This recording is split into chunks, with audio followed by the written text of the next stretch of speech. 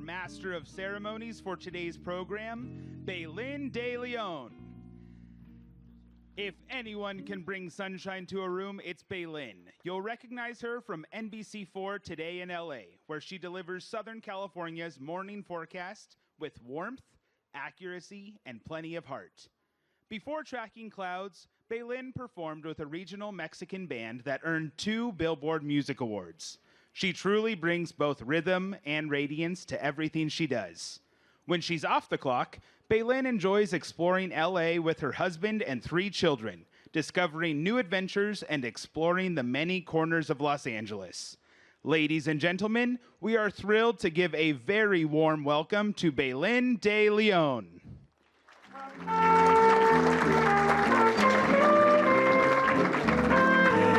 Hello, good afternoon. How's everyone doing?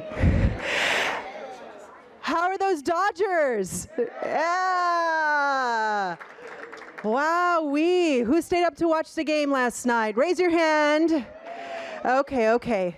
We don't have 18 innings here, don't panic.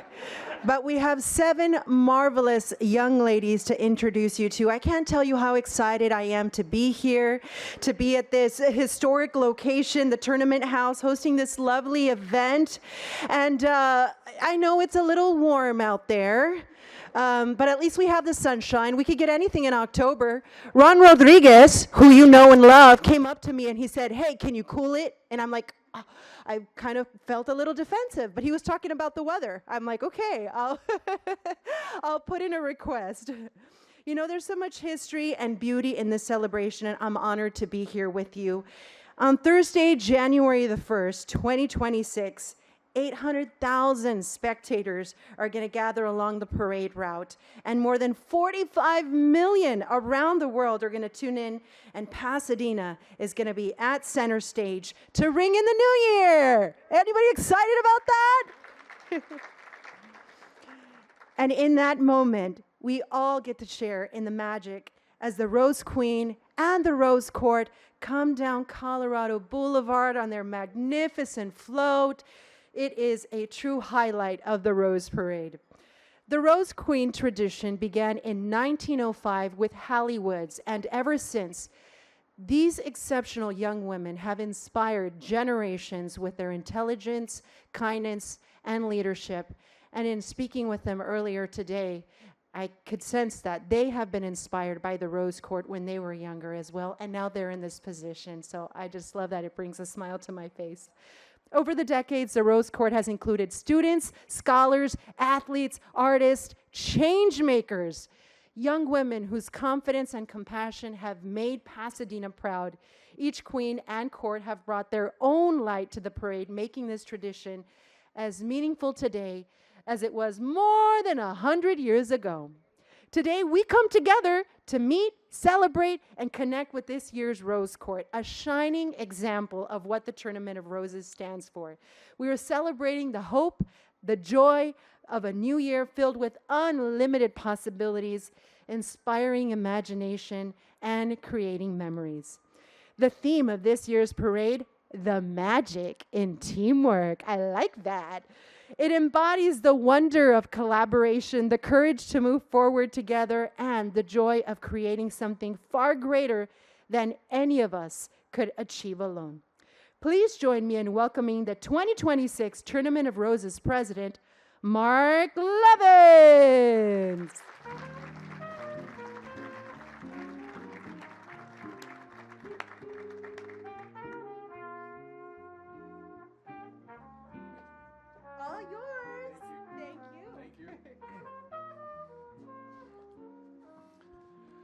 Thank you, Baylin.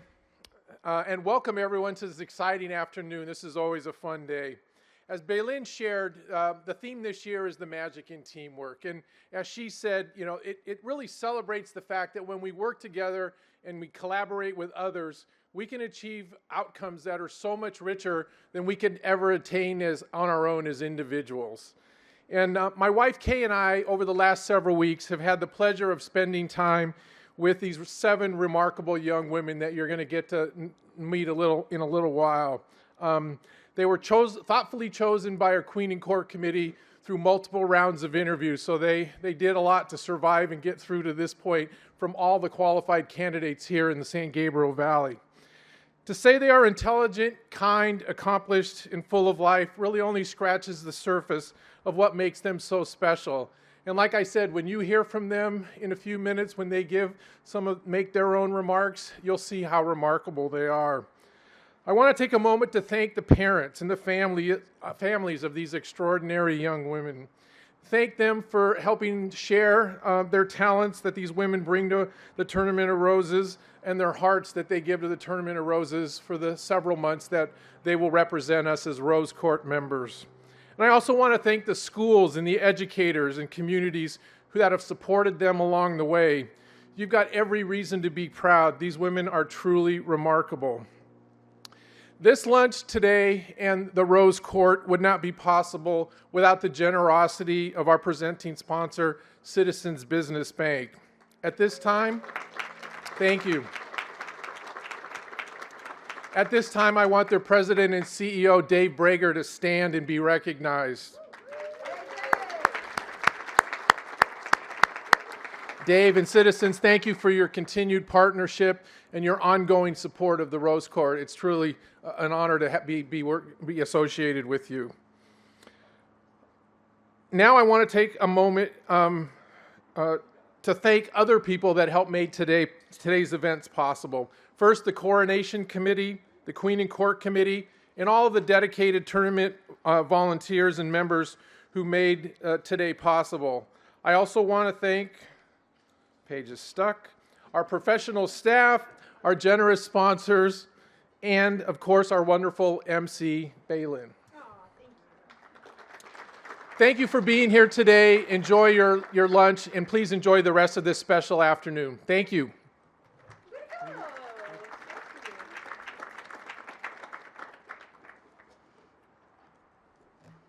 All right, well, let's keep it going. You know, an event like today doesn't just happen. It's a little magic and teamwork of its own. So we're so thankful for the partners who've made today possible. You're going to be hearing their names as we move throughout the program. But for now, let's give them our appreciation for helping make this such a special afternoon. So let's give them a big round of applause. By the time you guys go home, your palms are going to be all red, okay? We're going to do a lot of applauding today. In addition to our presenting sponsor, we are fortunate to have a dedicated group of talented, loyal, and supportive sponsors, starting with the outstanding team at Macy's, who provide the Rose Court with their fantastic wardrobe each year. The ladies look magnificent. And Tadashi Soji, who generously donates the fabulous formal gowns that will be worn by the court later today. And to Diane Hoover and the team at Mikimoto, who make sure these young women sparkle with their beautiful crowns and tiaras. So thank you for all that you've done and all that you will do to make this an unbelievable year for the Rose Court.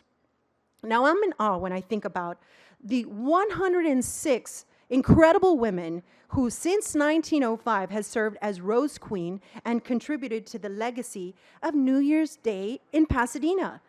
Today, we are honored to be joined by Rose Queens from throughout the tournament's history. So queens, please stand up, be recognized. Yes, queens. Oh. I look at these wonderful women. I think about the many generations of young ladies that you guys have inspired. It gives me goosebumps. Okay, so now it's that time. Are you ready to meet the Rose Court? I said, are you ready to meet the Rose Court? Yes. There's a song that says, let's get it started in here. All right, so these 7 young ladies highlight the mosaic of backgrounds and cultures that define the Pasadena community, and they exemplify the character, the service, and the leadership that's modeled through their commitment to family, school, and to their community. So please join me in welcoming the first member of the 2026 Rose Court, Livia Depala. So, yes, come on over, Livia. Let me tell you a little bit about Miss Livia, okay? She's a senior at Temple City High School, and Livia lives in San Gabriel and is the daughter of Carla de Oliveira and João de Paula. All right, everybody, give a big round of applause for Livia. Hi, Mama. Before I begin my speech, I'd love to thank everyone for being here today, and especially my Rose Court sisters, because your joy and your light has shined so bright at every event and every training we've had. You continuously inspire me. Okay. I've always been involved in student council. Waking up early Thursday mornings to go to elementary school student council? Sign me up. Adding on a 0 period and waking up early to plan events before all students arrive at middle school, done and done. But when campaign season rolled around for my final year of high school, I almost dropped entirely. For the past year, I had been planning on running for an executive position on ASB, also known as Associated Student Body Leadership. My running mate was all set to be ASB president, as it had been his dream since freshman year. So I decided to step down and be his vice president. I had begun to believe that just because it had been his dream to be ASB president, there wasn't room for it to be my dream too. I told myself I didn't need the title or the recognition. I simply wanted to get the job done and to work closely with the people who made the school run.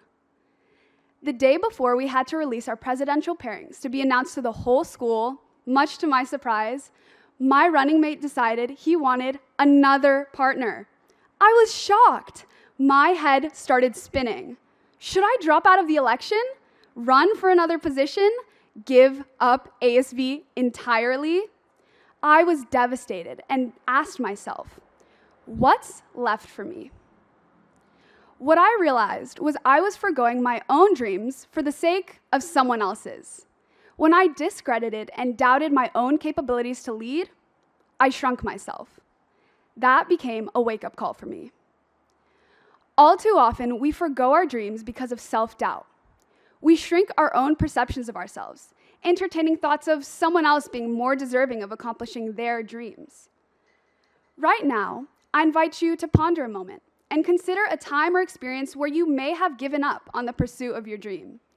A time where you found yourself hiding, shrinking, running away from instead of towards your goals. Now, let me ask you, if you took that same experience now and approached it with a newer, more confident mindset, would you continue to shrink yourself and diminish your self-worth? Or would you stand up and pursue your ideal future? Why do we find ourselves stopping right before we cross the finish line? Why do we forgo our dreams for the sake of somebody else? Why do we shrink? If I had been perfectly confident in my ability to do the work of a president beforehand, why would I give that up simply because I believed someone else was more deserving?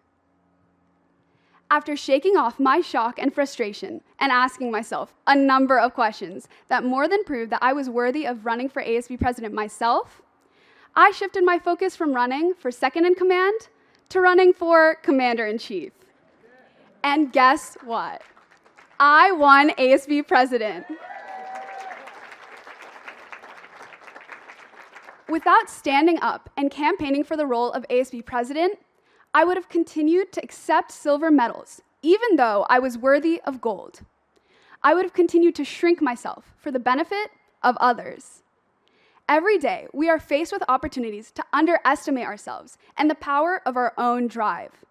But if we stand up and tackle our future goals head-on without allowing space for doubt, our wildest dreams, like mine, can come to fruition. It all starts with you. In 4 years, there will be approximately 36 spots opening at California State University Fullerton's Nurse Anesthetist program. And you better believe I will not be shrinking from any application, interview, or essay that is required for me to make it into that graduating class. Today, I encourage you to celebrate your own wins in life, but I also challenge you to leave more space for dreams to grow. The true magic in teamwork comes when you're surrounded by people who push you to stand up and be the best version of yourself possible. Take up space and live loudly, because no one will be a greater advocate for yourself than you. In Brazil, we have a saying that my mother often tells me, "Jamais será dia igual a esse," which translates to, "There will never be a day like this again."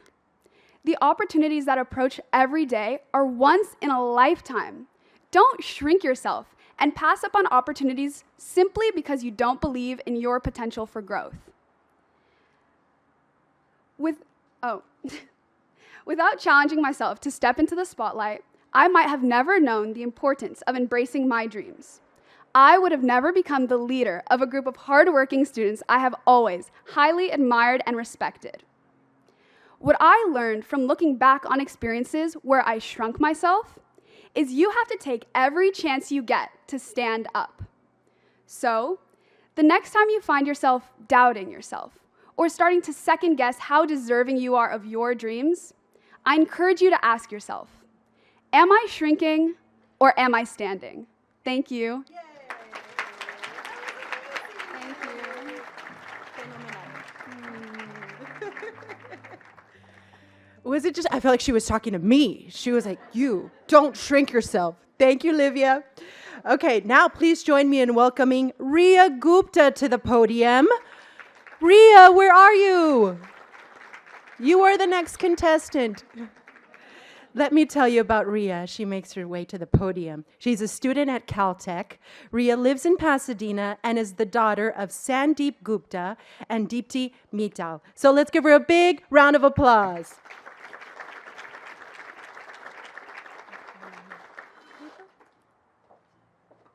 Hello, everyone. Thank you so much for being here and supporting us. I know on behalf of the Rose Court, I can say that we all appreciate your support so much. Okay, so let's get started. Imagine a quiet California morning, blue skies, not a cloud in sight.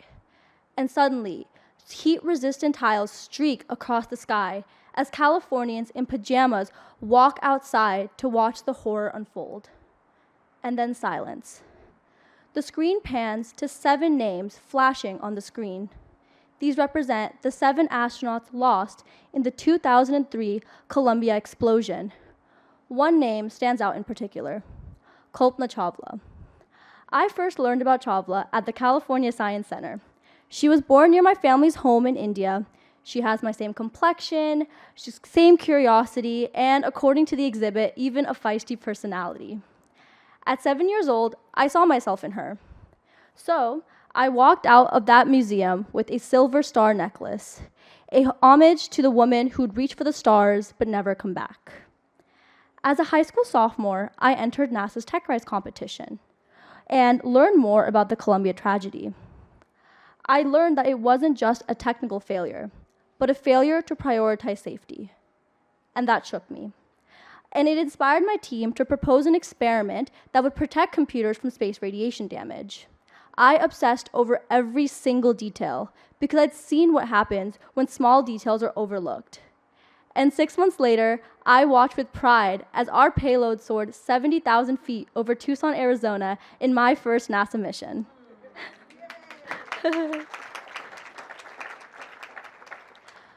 But that pride was mixed with a sinking pit in my stomach as I questioned, what would 7-year-old think when she had seen a dream so different than what I was currently doing? For a long time, I believed that giving up on your dream was the same as giving up, that letting go of who you once wanted to be was a quiet kind of failure. Especially in a world that romanticizes persistence, it can be hard to recognize when a dream no longer aligns with who you are or who you are becoming. But the biggest steps forward in my life haven't come from being persistent or continuously relenting through some hard task. It's come from letting go. Sometimes the life has a way of reshaping you. Sometimes through joy and discovery, sometimes through hardship and tragedy. For me, the Space Shuttle Columbia explosion was a turning point. I saw how the world responded. With mourning, yes, but also with a hard look at how we designed the systems that carry our hopes and dreams. That event was a fracture point, not just in the aerospace community, but in my imagination. I saw the reality of space exploration. it isn't just wonder. It's about responsibility, about systems that must work under pressure. And it taught me that dreams don't exist in a vacuum.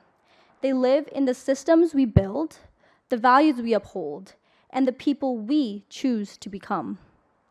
I used to think that the only way to honor a dream was to pursue it directly. But dreams are not static. They're living things shaped by experience and matured by time. Holding on to the form of a dream while letting go of the substance of who you're becoming can limit more than it liberates. And that's the broader truth I wanted to share. Evolving a dream is not failure. It's learning how to translate passion into purpose and imagination into impact. It's about how we navigate a world that's constantly changing and thinking about what kind of people we need to become to meet that complexity with integrity. We need to cultivate a kind of dream that's resilient, not the kind that relies on individual achievement alone, but that understands that change is essential and growth is a responsibility. We need to stop telling people to never give up on their dreams and instead tell them, how can you grow with your dream and how can the world grow with it? Kalpana Chawla was a symbol of the perseverance and possibility required in space and here on Earth. But what endures is what she stood for, that we don't reach for the stars alone in isolation. Accepting this change motivated me to try out for the Rose Court, where I've had the privilege of sharing this journey with 6 remarkable young women. Together, we've discovered the magic in teamwork, in showing up for each other, lifting one another up through laughter, through nerves, and realizing that leadership isn't just about sticking out as one, it's about standing up together. Being part of this sisterhood reminds me that even the biggest dreams grows brighter when shared. And again, accepting this change encouraged me to continue my education at the California Institute of Technology, where I hope to work one day at the Jet Propulsion Laboratory, where I can design the next generation of our country's space robotics. While I haven't given up on being an astronaut, NASA, I'm right here by the way, I accept that reaching for this goal might not be who I am in the moment, and that's okay. So now, when I look up at the night sky, I still feel that old spark of wonder, but it's tempered and strengthened by the question, how can we get there safely? And, more importantly, how can we make sure those, especially those who were long excluded from the launch pad, can dream boldly too? We all have dreams, but our deepest responsibility is to let them evolve, to move beyond what we want and towards what the world needs, not by giving up, but by growing up. Thank you.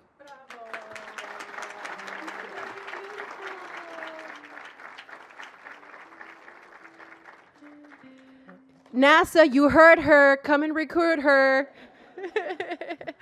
Okay, I've got the best seat in the house because I'm sitting right next to these ladies in the podium and I get to see them, and just the message that they're delivering today is so inspirational. Okay, next I have the honor of presenting and welcoming Serena Guo.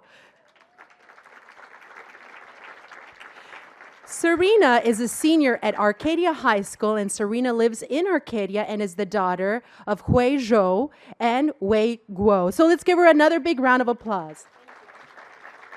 There you go, Mama. Good afternoon. Thank you for being here. Failing is a synonym of learning. If you're sitting there thinking, who taught this girl English? Don't worry, because my English teachers probably feel the same way. Fortunately for you, though, I'm not here to show off my English skills. I just have a simple question. Raise your hand if you're comfortable with failure. I would imagine not many of you are, though, right? As studies show that more people are afraid of failure than they are of spiders. And I know a lot of people who are afraid of spiders. But I hope that today we can learn to get cozy with failure together, because it's like a shadow following you throughout your life. My first introduction to failure was at the ripe age of 8 months old. I fell every time I tried to stand up and walk. And since then, I've met failure again and again. In swimming, I would never be the first person to touch the end wall. In ballet, my toes were never the most pointed or my arms the most graceful. And in debate, prior to my last tournament, I had never achieved anything higher than second place. In fact, I failed so much at getting the results I want that it's become a running joke in my family to refer to me as 千年老二, which translated from Chinese means second place for 1,000 years. But looking back, there was one thing in common with every failure. A lesson could be learned. I could have paddled just a bit faster when I got tired, made my arms softer, or threw in that extra piece of evidence in my speech. So the next competition, I would do just that. But realistically, we don't always get a second or a next shot at something. That first chance might just be it. Just like how there's no second chance for a first impression, no second chance for a first interview at your dream job, and no second chance to take advantage of a life-changing opportunity.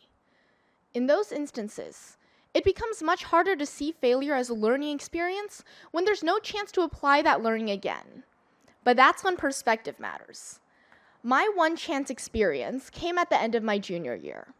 I was at a crossroad. On one road, I could take a chance and go for a nearly guaranteed leadership position, while the other road was a chance at a more coveted position. I took the riskier path, and I failed. No matter how hard I tried or how hard I campaigned, I failed to get the votes. It seemed as simple as that. But rather on dwelling what I had lost, I tried to figure out if I gained anything in the process. And I did. For one, I realized that I have some great friends who will go great lengths to support me. That's a level of richness money could never buy. But two, fate always has a plan. If I had won, I wouldn't have time to be a princess. And last but not least, this was the push I needed to go beyond what our campus offered and explore more things I'm passionate about. So while that election took a lot from me, I realized that I took just as much back, and all that changed was a difference in perspective. But let's be realistic here. Mindset changes don't happen overnight. It takes practice and lots of guidance. But don't worry, because there are so many people around you who can help and to guide you. For instance, every failure, someone else has experienced it before. Failed a test? Been there, done that. Hit out of bounds on match point? Also been there and done that. And been rejected from a job position you so desperately wanted. Everyone has been there and done that. Find that person who shares a similar failure. Maybe rant about it a little first, but ultimately, learn from what they learned, from the perspective they now get to see. As President Levin said at the recent Grand Marshal announcement, it's these everyday collaborations between coworkers or neighbors helping neighbors, instances of people helping people that make up the magic in teamwork. In another hour, myself and the 6 girls around me who I've come to know as close as sisters will uncertainly step out into the public eye. One of us will be named Queen, but all 7 of us will go through this year as a team. We'll share the same challenges, the same laughs, and the same happiness. This sisterhood is what taught me the magic in teamwork. Thank you.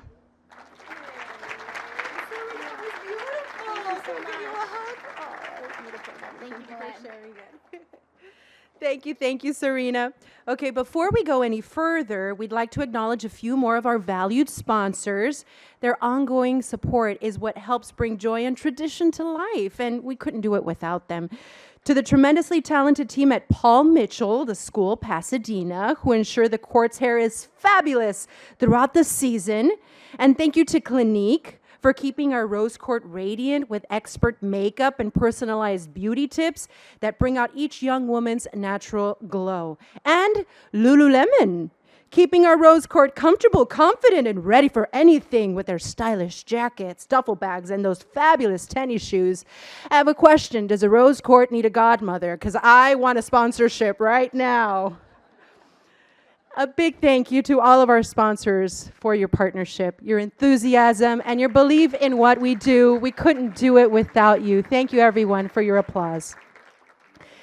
Coming up, please join me in welcoming Keiko Raken.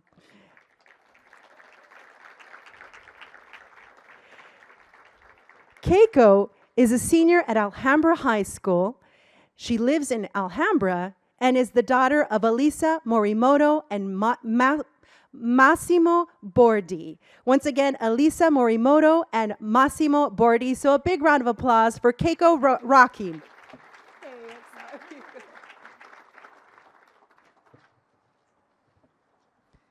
Thank you all for being here today, and especially thank you to the tournament and the Queen and Court Committee. Your unwavering support has made this journey truly unforgettable. The first step toward the impossible is simply deciding to try. I've encountered many impossibles in my life, goals that seem unachievable and dreams too far above the clouds, and things that just could not be, well, because it has never been. On December 5th, 2023, I received the thought of wings to fly when I attended my city's Alhambra Rose Court luncheon. I knew of the parade, but I didn't know much about who or what the Rose Court was. However, that changed the moment they walked in. I remember sitting at a table at the back of the event hall in utter awe of the grace, elegance, and poise of the court. A host read aloud their biographies as they took their seats at the front, and the event started with a panel of the court. When they spoke, they radiated heart and authenticity. I still remember Princess Olivia's love for Trader Joe's, Princess Phoebe's aspirations to become a biomedical engineer, and Queen Naomi's love of acting and connecting with her Italian culture. I saw them as more than just princesses, but as role models, and it left a deep impact and impression on me, as I had never before interacted with such an amazing, accomplished group of young women who were full of hearts, personalities, and dedication to their communities. Sitting captivated, my friend poked me in the rib, stared me dead in the eyes, and said, "Keiko, you should be up there." And in that moment, I could see it too. However, later that afternoon, my impossible struck, as I learned that Alhambra was not geographically eligible for the Rose Court. I was heartbroken that my vision for the future was cut short, and by the possibility that I would never even have the opportunity to try out. So I did what any 15-year-old girl does and complained to my mom, who then turned to me, hands on hips, and said, "Princesses don't complain." While I was, of course, annoyed with her answer, it did make me ask myself, what would a princess do? To then, what should I do? So I decided I would not settle for the impossible and allow it to rob me of my ability to potentially becoming one of these young women that I so admired. At least, not without trying. So what did I do? I wrote a letter. I wrote a letter to the Tournament of Roses Association stating my interest in trying out for the Rose Court and advocating to expand the geographic eligibility. And would you believe me if I told you that that letter went all the way up to the President Edward Morales and then back to me in the form of an email titled Rose Court Eligibility Expanded.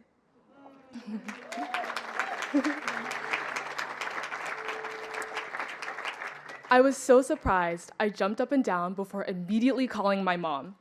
My impossible had suddenly become possible, not only for me, but for any young woman in my area who might have dreams of becoming a princess too.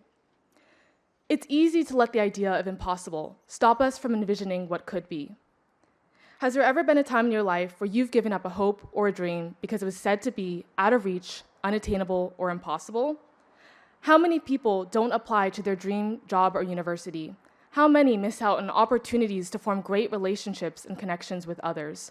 Where would we be in history if we allowed the impossible to stop us?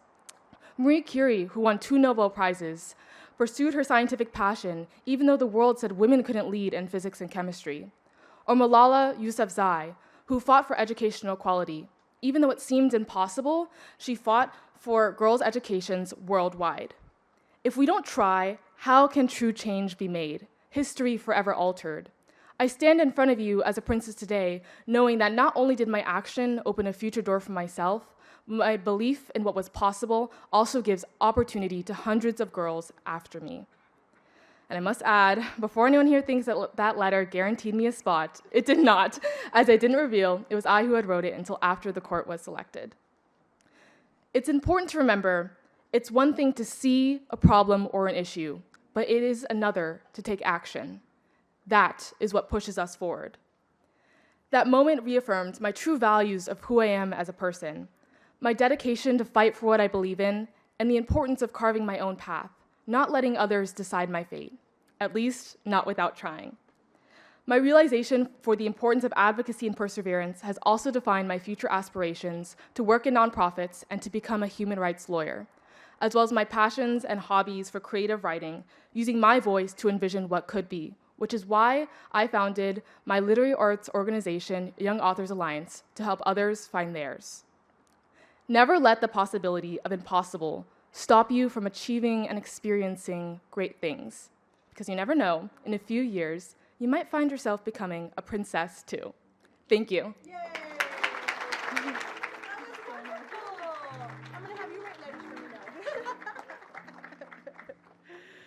That is a change maker right there. Another round of applause for Keiko.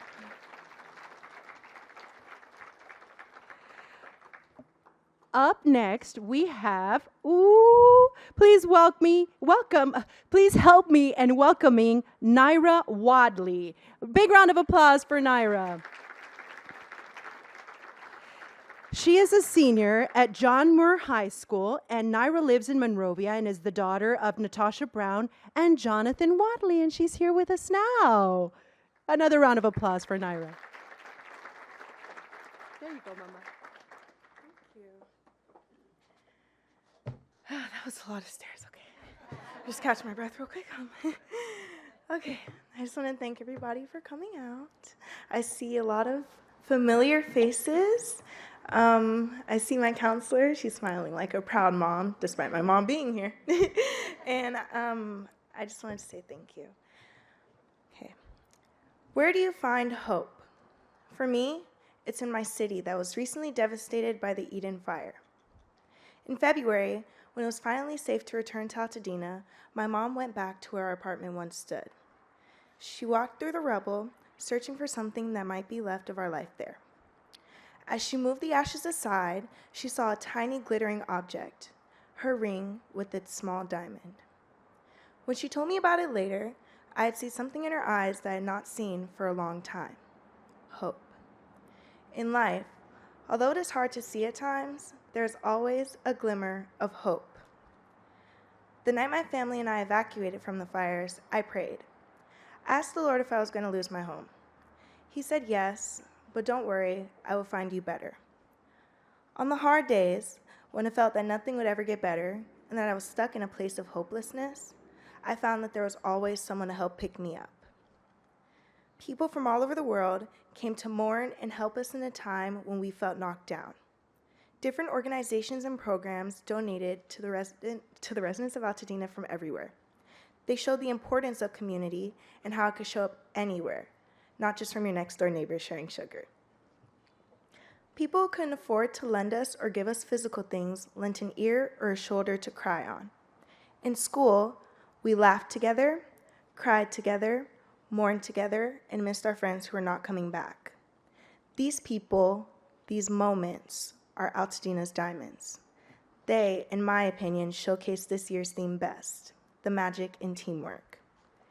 They help keep us alive in the harshest of times. They kept us walking on our journey, and they helped us to remain positive in the face of tragedy. My sense of community grew this year. It became larger than just my immediate family. It included my school family, my neighbors, volunteers from all over the nation and even the world. Parents of my water polo teammates literally opened their home up to me and my family. We lived with them until we were able to find our own home. The love they showed us provided a sense of security that we recently lost and empathy that we needed to keep going. Donations of clothing, food, toys, and lots of bottles of water came to us through people who cared. All of us lost special things in the fire. My brother, not the 6-year-old one, guys, the 25-year-old one sitting right over there, yeah.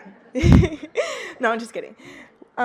Lost his costumes, the werewolf one being his favorite. Photographs and pieces of our lives that we would never be able to recover. This year has been life-altering for me, but I realized it has ultimately changed my life for the better. The hope and faith I kept held me up. The community reminded me every day of what it means to truly love. Hope doesn't always show up in ways you may expect. It can be a meal shared at the convention center with your neighbors surrounding you. It can be a friend opening up their home, it can be a diamond in the ashes. Hope can show up in many ways, but it always gives the same feeling, reassurance. It tells us that everything will be okay. On this journey that we call life, every one of us will face trials. There will be a storm in our path that seems impossible to overcome. There's a song by Leonard Cohen that says, "There's a crack in everything. That is how the light gets in." When we are walking through the rubble, we must look for the glittering objects, the glimmers of hope, the crack where the light will come in. And just like my mom's ring, which I am wearing today, we can appreciate and see the diamond in the rough, which is the community of Altadena for me. They give me hope, a reason to keep going, and a legacy that I would like to share. They are the embodiment of hopefulness and support. They are the magic in teamwork. Thank you.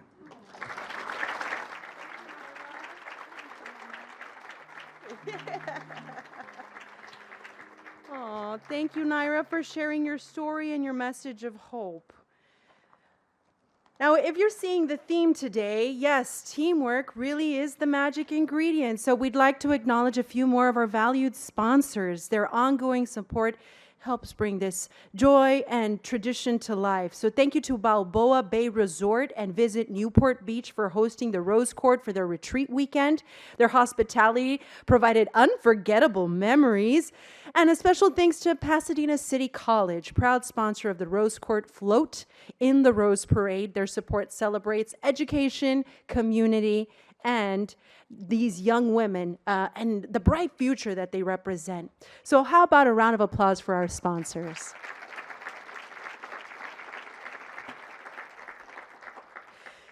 Up next, we'd like to welcome Sophia Ren.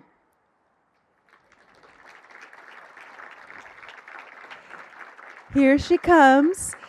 Sophia is a senior at Arcadia High School, and Sophia lives in Arcadia and is the daughter of Jeffrey Ren and Maggie Hahn. So let's give her another big round of applause. There you go, Mama. It's hot today, huh? I'll promise I'll make this quick. But first, I would like to thank the committee members for bringing us here today, the Tournament of Association members, and also my fellow princesses for inspiring me every single day. Okay, let's get started. Raise your hand if you want me to say the rest of my speech in a British accent. Okay, now keep those hands up because that is not happening today. But in some alternate universe, that would be the reality. You see, growing up, I attended a dual immersion school across the world where I learned British English. I called my mom, Mum. I asked to draw aeroplanes, and I couldn't pronounce my THs if my life depended on it. When I moved back to Pasadena at the age of 5, I realized quickly that wanting biscuits earned me a few confused stares on the playground. So, I made learning American English into my personal goal. I spent hours watching cartoons, mimicking friends, and analyzing how my classmates spoke, all in the effort of fitting in. Somewhere along my plight to replace the word holiday with the word vacation, I discovered something more powerful than a perfect accent. I found my voice and my enunciation through music. It started off with the boy band One Direction. Harry, Zayn, Liam, and Louis were British. Niall was Irish. But somehow they sounded pretty American to me. I figured if they could do it, maybe I could too. But music became more than just a trick for pronunciation. It became my passion. In my house, music wasn't just background noise. It was the heartbeat to our life. Morning eggs were served with a side of Chopin. And on the 210 freeway, Beethoven was going with us as we battled the 8 a.m. traffic. Mozart's concertos flew past Lake Avenue, and Tchaikovsky's ballet made their way into my mom and I's Old Town shopping days. At night, we transferred our living room into a grand concert hall. My father, our mighty conductor, raised his chopstick, which was a makeshift baton. My sister tuned her violin, and my brother warmed up his cello, while I stood with my mighty little flute ready for my solo. Together, we played masterpieces like Happy Birthday and Twinkle Twinkle Little Star, and we were gloriously off-key, but we were absolutely full of joy. That's where I learned one of my first lessons in teamwork. Leadership isn't about harmony, it isn't about perfection. It's about teamwork, listening, and showing up with heart. As I got older, my melody shifted. After losing contact with a cousin who entered the foster care system, I felt a silence that I couldn't ignore any longer. I began to search for her, and I spent hours volunteering at countless organizations in our area.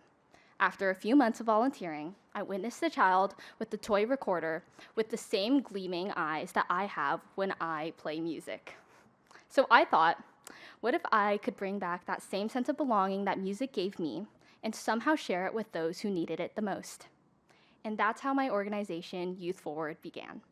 It started off very small, with local outreach events and community fundraisers. But soon we began to grow. Volunteers, friends, and families were all united by the healing powers of music. We all wanted to help foster youth find their voices the same exact way it helped me find mine. Together, we built music education programs and therapy for foster youth all over the country. We gave children more than just instruments, sheet music, and pencils. We gave them joy, confidence, and a place to belong. And in these moments, I realized that I had gone from a little girl who confused chips with fries, leading her family orchestra, to becoming someone that would help others discover their voice, their courage, and their melody. Today, I'm lucky to say that my journey in music has now developed into working with recording engineers to produce music alongside incredible artists.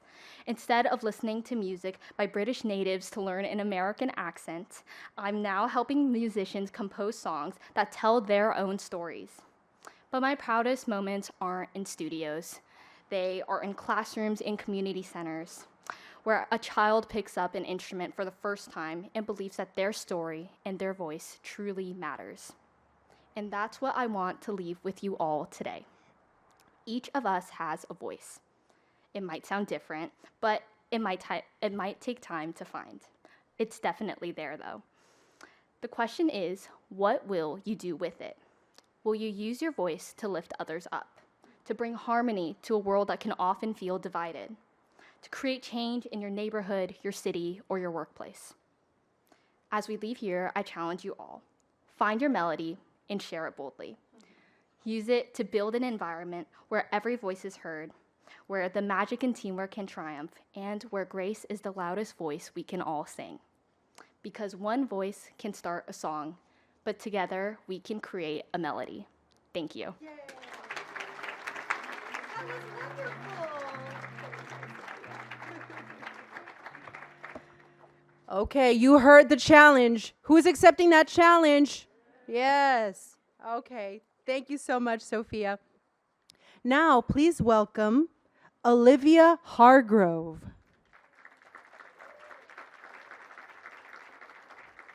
Olivia is a sophomore at Pasadena City College, and she's the daughter of Linda Vogel Hargrove and the late Keith Hargrove. So another round of applause for her.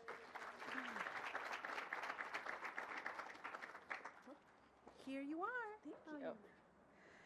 Good evening, or good afternoon, sorry. Skipping a beat there. A wise man once told me, you can do hard things, like so many others have. When I was told this by the wise man, I didn't understand it. Hard things? I thought he meant staying up late to finish my homework or surviving marching band rehearsals in the heat. Boy, was I wrong. When I was nearing the end of my time as a high school at Marshall Fundamental, I truly believed in the saying, the world is your oyster. I did everything, from marching band to the district band, and to even marching the 2022 Rose Parade. I dedicated my weekends to homework and competitions, and I volunteered with numerous clubs, and honestly, I thought I was doing everything right. Was I having fun? Yes. Was I doing well in school? Yes. But when the college application season came around, a heavy cloud settled over my year. For the first time, I realized that doing everything right doesn't mean everything will always go right or exactly as planned. This situation reminded me of the time the wise man also told me, there is no fairness in this life and that you can do the hard things. The amount of unknowns were terrifying. Where would I go? What would I study? And when the decisions came, I was left with choices I never wanted to make. Be close to home or go far. What program was right for me? What do I really want? For months, I opened email after email, checking and hoping for good news. Each time the words blurred together, another "thank you for applying," another polite no. Still, I kept checking and I kept hoping, and while hoping, it did not go without question. I questioned myself, my path, everything. But then again, I think back to what the wise man also would have said. Use every minute, every hour, every year, feeling as good as you can. Why would I let this be where I give up, where I truly let the doubt consume me? So I listened to the wise man's words, and I went to UC Santa Cruz as an electrical engineering major. I wanted to live the college experience I had imagined for myself, even if it wasn't how I pictured it. But I knew I wanted more for myself. I wanted to chase my true dream of aerospace engineering, but that meant taking a risk. I thought back to what the wise man also would have said. Get busy living life. Life's too short. So after one long, life-changing year, I made the decision to leave UC Santa Cruz. It wasn't the easy route, but it allowed me to explore the aerospace engineering major at PCC, and it opened the door for this moment right here. As scary as it was, I thought back to what the wise man also would have said. Shoulda, coulda, woulda. Why stay safe? Why not take the risk? After all, this is my life and my journey. I didn't want to look back wishing I'd done something differently. I wanted to make it happen. So now, as an official Pasadena City College student, I decided to take another gamble on myself, and I tried out for the Pasadena Rose Court. And well, you can see how that ended up. So whenever life feels hard, I think back to the wise man's words, and I quote, "It's okay to feel pain and sadness, but don't let it engulf you and take you down. Somehow, some way, find the strength to look around and understand things are pretty damn good." Throughout my life, I've carried the wise man's words with me. Every time I felt like I couldn't keep going, every time life felt impossible, I would remind myself of his words, "You can do hard things." That wise man I've been talking about wasn't a teacher or a coach or a family friend. He was my father. And when I was 5 years old, we lost him to cancer. And when I turned 16, my mom gave me an invaluable gift, a video he left behind before he passed. In it, he said the same words I've been saying to you all today. You can do hard things like so many others have, those without mothers, fathers, brothers, or sisters, but you have your mother, and most importantly, you have each other, your sister. And I think about that video a lot now because he wasn't just telling me to be strong. He wasn't just telling me how to be strong. He was teaching me how to live, how to smile through the hard parts, and how to find joy even when life felt impossible. And I know I didn't do it alone. My mom, with her strength, belief, and sacrifice, have carried me farther than I could ever explain. And my sister, the one who reminds me to smile when things get tough and to keep going absolutely no matter what. They are the reasons I'm able to live by his words. So whenever I face rejection, failure, loss, or doubt, I smile and I remember his words. You can do hard things. He was right. I can. And I can do it with a smile. So whatever your hard thing may be, rejection, fear, failure, loss, face it with courage. Remember that you can do hard things, and if you can, do it with a smile. As the wise man once said, and I'll pass on to you all today, goodbye for now. Take care. Stay true to each other, love each other, and protect each other. Thank you.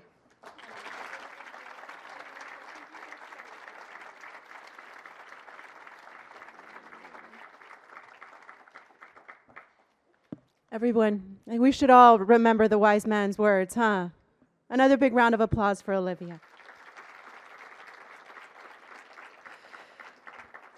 Well, to each of this year's Rose Court members, your words are truly inspiring, and I know I need a hanky now after our last presenter. Every speech was beautiful, a reflection of your heart, your confidence, your spirit, and now we know why you're part of the Rose Court. I can't wait to watch each one of you shine and see what you accomplish with your lives. Ladies and gentlemen, please, another big round of applause for our 2026 Rose Court.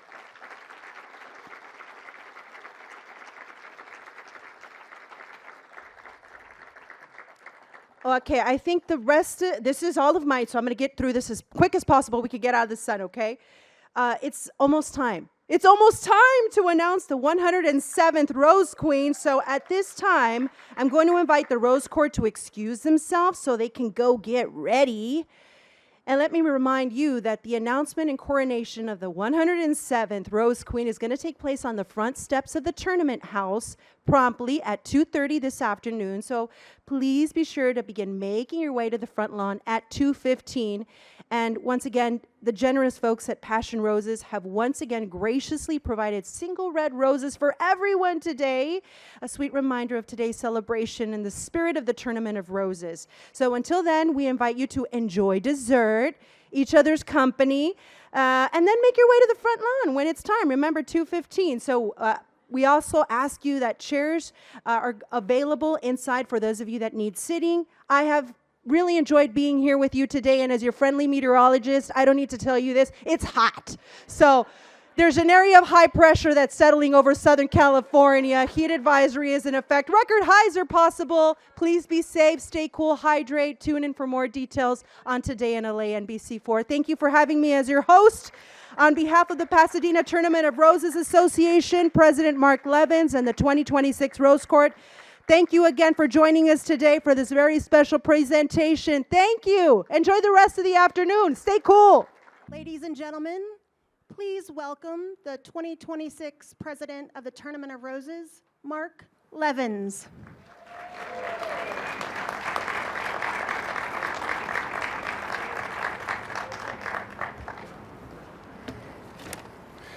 Good afternoon, and thank you for being here. I'm Mark Levins, as the announcer just said. I had the honor of serving as the 2026 President of the Tournament of Roses.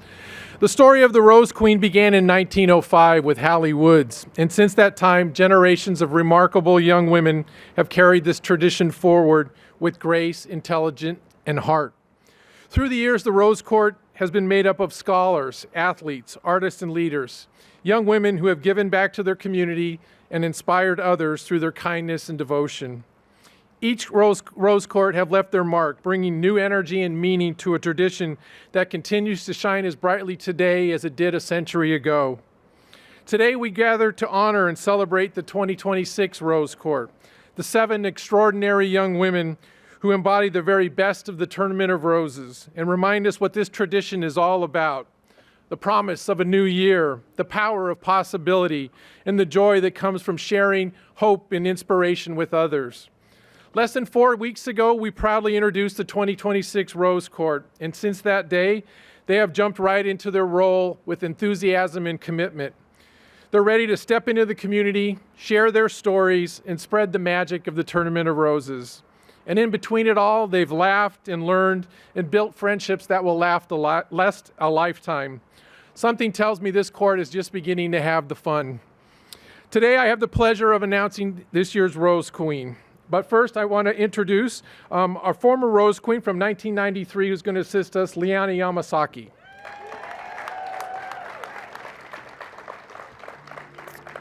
Now, let's meet our court. Ladies and gentlemen, please join me in welcoming the 7 members of the 2026 Rose Court. From Temple City High School, Livia Depala.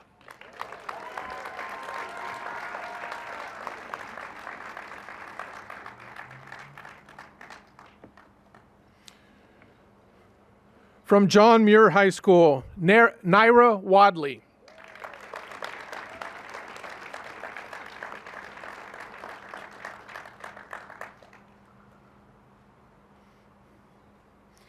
From Arcadia High School, Sophia Ren.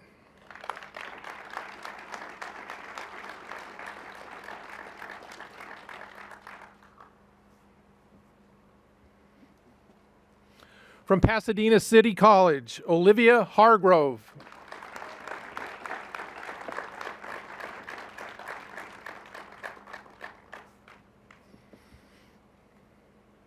From Alhambra High School, Keiko Raken.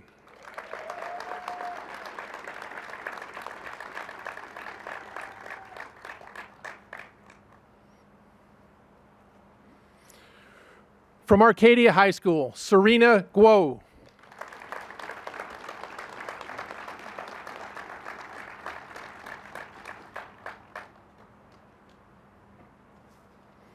And from the California Institute of Technology, Ria Gupta.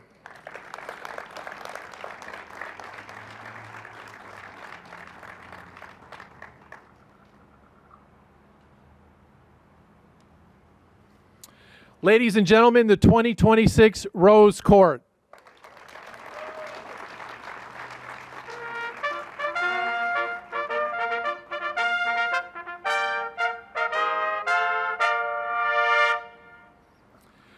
Ladies, now is the moment we've all been waiting for. Please know that the members of the Tournament of Roses are inspired by your grace and commitment to the community. You stand as part of a centuries-old tradition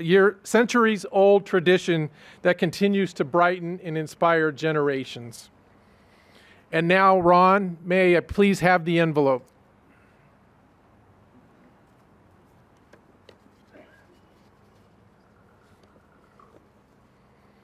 Ladies and gentlemen, our 107th Rose Queen is Serena Guo.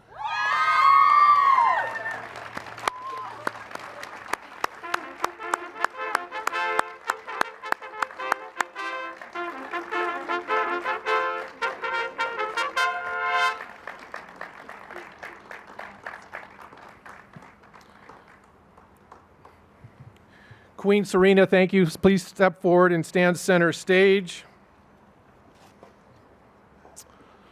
On behalf of the Rose Court, I'm going to ask you to take the Queen's Oath. There are several paragraphs here, so please bear with me and repeat after me. I received this crown. I received this crown. As a symbol of being named. As a symbol of being named. As the 107th Rose Queen. As the 107th Rose Queen. By the Pasadena Tournament of Roses. By the Pasadena Tournament of Roses. I value the significance. I value the significance. Of the role of the Rose Queen. Of the role of the Rose Queen. And pledge to honor and celebrate. And pledge to honor and celebrate. The history and traditions. The history and traditions. Set by the 106 Rose Queens. Set by the 106th Rose Queen. Who came before me. Who came before me. And I embrace that responsibility. And I embrace that responsibility.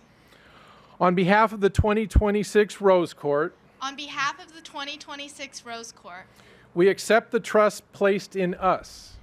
We accept the trust placed in us.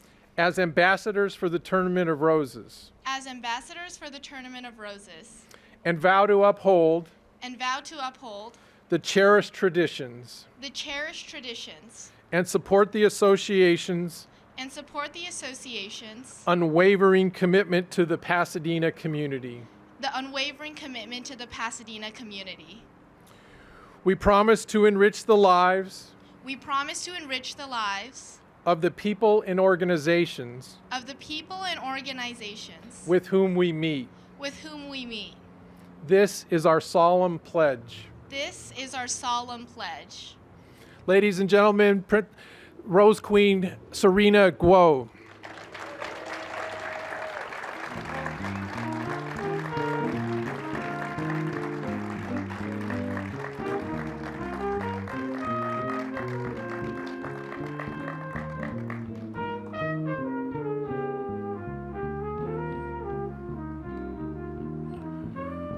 We're waiting for Serena's court members to rejoin us. We'll give it just a minute.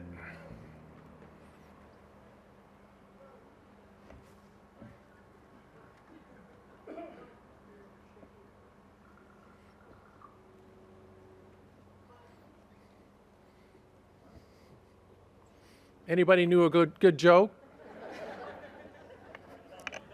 How about those Dodgers, right? Where's Magic Johnson when you need him? He's actually probably at Chavez Ravine right now, so.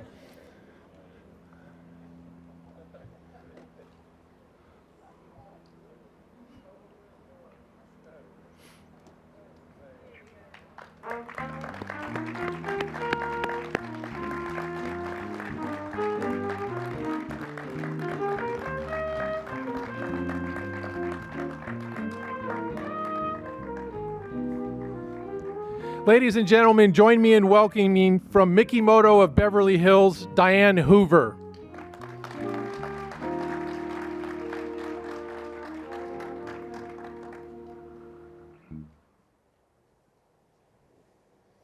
So you need to come back. There we go. As president of the Tournament of Roses, it is my privilege and honor to crown you as the 107th Rose Queen.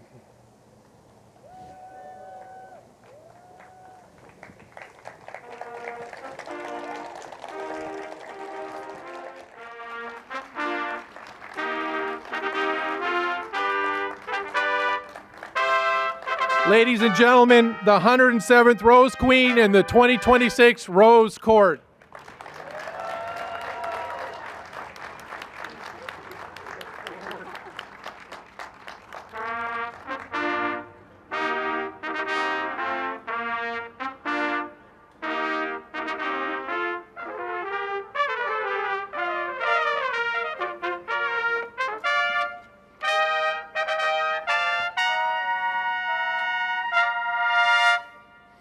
Before we conclude the program, please join me in thanking the Pasadena City College Herald Trumpets and the Citrus College Night Shift for their fantastic music today. Thank you for being here today and being part of this unforgettable ceremony. We also thank for your continued support of the Tournament of Roses throughout the year. We look forward to celebrating with you on January 1st, 2026 on New Year's Day.